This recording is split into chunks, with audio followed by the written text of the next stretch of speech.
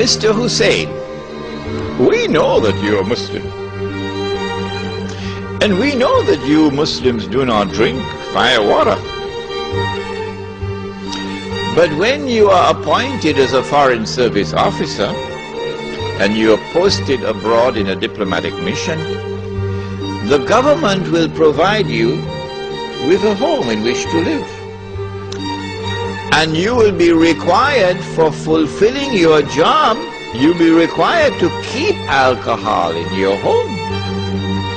And Mr. Hussein, we have something more to say to you. You would be required to serve alcohol at your table. Remember, Mr. Hussein, we're not asking you to drink this stuff. We're just asking you to serve it and to keep it in your home. So I told them to get lost.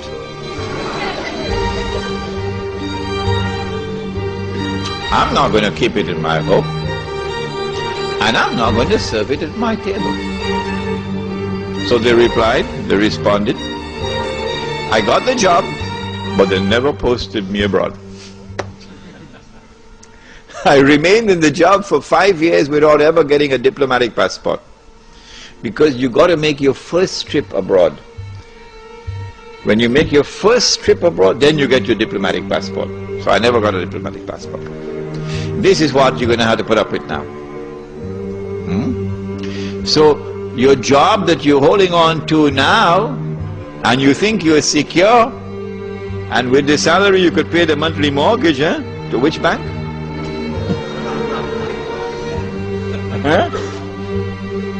And you have this lovely car in a nice suburb of Sydney, and you praise the Lord for the good life. Remember, if you wish to be sincere to Islam, you're going to lose your job. What are you going to do when you lose your job? Because you do not want to betray Allah and His Messenger. What are you going to do when your wife is being subjected to abuse on the streets because she's in hijab? And I have to say this one, I can't avoid it. He said, sallallahu ta'ala alayhi wa sallam, one of the signs of the last day is that people will be having sexual intercourse in public like donkeys. And the most honorable man of that time will be one who passes by and sees this couple having sexual relations in public. And he says to the man, can't you at least take her behind the wall? The signs are very plain and clear, and none of you can deny it tonight. But we are well on our way to that day. I met someone in Kuala Lumpur belonging to the Naqshbandi Sufi order. And this man said to me, he said, Sheikh, that's not tomorrow, I've already seen that. I have seen that on a street of Tokyo in Japan. I saw with my own eyes people having sex in public like donkeys. Okay? This man is in Tokyo. If they're not doing it on the street now, like donkeys, they're doing it in other places. But it's going to come onto the streets. My question to you is, what are you going to do? When you're in political slavery, when you're in economic slavery, when you're part of a global society now which is demonizing you, you're losing your jobs, your wife is being abused, and now your children have to see these things before their eyes, what are you going to do? My answer is, if you're comfortable with that, you can stay in downtown Sydney. But if you're not comfortable with it, then you'll be interested in the rest of the lecture. Surah Al-Kahf of the Quran responds and tells us, وَإِذِ اعْتَزَلْتُمُوهُمْ وَمَا يَعْبُدُونَ إِلَّا اللَّهَ فَأْوُوا إِلَى الْكَهْفِ يَنْشُرْ لَكُمْ رَبُّكُمْ مِنْ رَحْمَتِهِ وَيُهَيِّئْ لَكُمْ مِنْ أَمْرِكُمْ مِرْفَقًا. You got to disconnect from that godless world. It is only when you disconnect, فَافْرِقْ بَيْنَنَا وَبَيْنَ الْقَوْمِ الْفَاسِقِينَ, the dua of Musa alayhi salam. It is only when you disconnect, only then will Allah's rahmah come upon you. How do we disconnect? Well, you go back to Bangladesh, it's the same Gog and Magog world order. You go Karachi, it's the same like downtown Manhattan. How do you disconnect? The answer is, you got to get out of the godless cities, because the world of globalization is witnessing the countryside being denuded and the masses moving into the cities, of course, to provide cheap labor. As the masses move into the cities, you now have, for the first time in history, mega cities. 10, 20 million people in a city. So we move in the opposite direction from the rest of mankind. That is hikmah. Allah is impressed now by the Muslim who moves in the opposite direction from the global society. As you disconnect from the godless world and you go out into the open countryside, please don't come at me at the end of the lecture and ask me, are we going to abandon those in the city? Are we going to have da'wah in the city? Do not come with that question at the end of the lecture. Because we are not isolating ourselves. In fact, we can do far more da'wah from that village. Go and buy land where land is cheap, where there's water, fertile land. 10, 20 years from now, when this audio tape is in the hands of a little 17-year-old who's not even born today as I'm speaking to you, in his heart this fire, this flame will be burning now. I want to go and do it. Go and buy land where land is cheap, where there's water. And you're far enough away from the godless world. The farther you are away, the better it is. And go and establish Allah's deen. Not at the macro level, because that's not possible, but at the micro level, because that is possible. In this Muslim village, you're not going to abandon jihad. Oh no. The Muslim village cannot threaten the state. Absolutely clear. The Muslim village cannot threaten the state. If you start amassing weapons in the Muslim village to take on Canberra, you'll be destroyed. You will be destroyed, you'll be very foolish. And so the Muslim village cannot threaten the state, cannot pose a threat to the state. Does that mean that we're going to sit down and allow them to come and rape our women? No. Every single child born in that Muslim village must be brought up as a warrior. You can't do that in the shopping malls of Sydney. As a warrior. We do not threaten you. No. We are not a people who want war with you. No.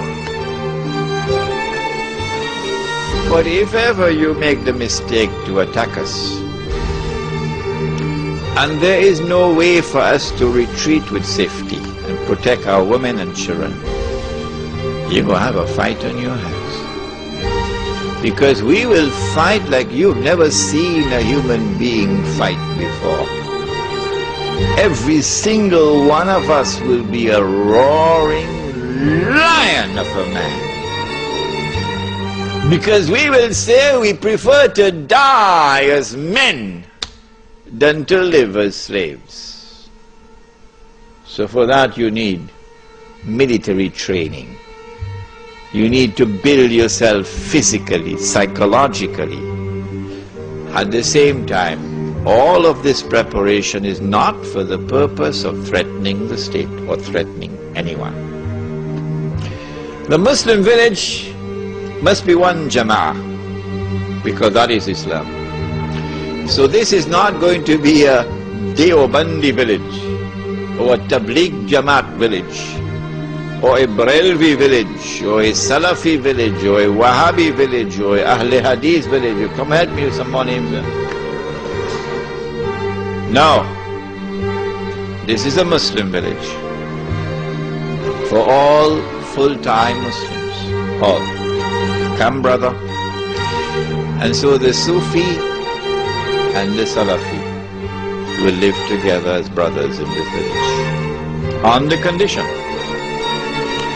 that it must be plain, absolutely plain and clear beyond the shadow of a doubt for all, that insofar as the public life of this village is concerned, please listen carefully, because Al-Arqam movement in Malaysia didn't understand this and they were destroyed.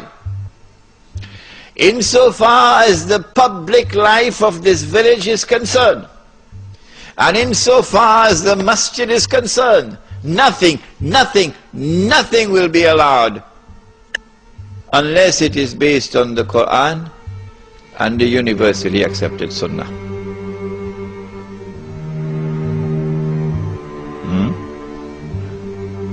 And so if you have a Muslim practice which is not based on the Quran and the universally accepted Sunnah,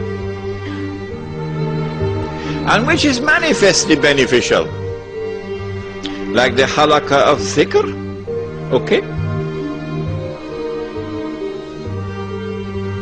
Take it in your private life. That's all we ask of you. Take it in your private life. Do not bring it in the public life, so that there'll be no cause for fitna. If anybody wants to invade into your private life now and shout out bid'ah and haram, we'll throw him out of that village faster than Federal Express. And so now the Sufi and the Salafi, you don't believe me, will live together as brothers in this village. And when they wage jihad, they'll wage jihad side by side. The Muslim village therefore must be one jama'ah and must have one amir. Whoever that amir is, even if he be a black Abyssinian with a head like dried grapes, khutbatul wida, you must obey him. You must obey him on the condition that obedience of the amir does not require disobedience of Allah and His Messenger. You must obey him. If you cannot obey the amir in an order which is just, then goodbye. Go back to Sydney. And now the amir will enforce the deen on the members of the jama'ah. If you commit a sin for which is a public flogging, and you say, I don't want to be flogged, okay, go back Sydney. You can't live amongst us anymore. If you want to live amongst us, then you have to authorize us to give you the public flogging. And so we'll enforce the hudud in the village on those who consent to allow us to enforce it upon them. And those who do not consent, we ask them to leave. The Muslim village will be an island of Islam in a godless world. Your children will now grow up in an atmosphere which is healthy for them, rather than naked people around them in the shopping malls. Can this Muslim village be used for da'wah? Of course it can. I told you I was in South Africa for the last 3 months. And in South Africa, the white and the black still live separately. The white is still rich and getting richer, and the black is still poor and getting poorer, despite a black government. So there is a big explosion that's coming. You don't need a PhD for that. And when the explosion comes, of course, your enemies are going to use their money now to get a particular group to go and attack Muslim businesses. and Muslim homes. It happened in Durban already once. How do you respond?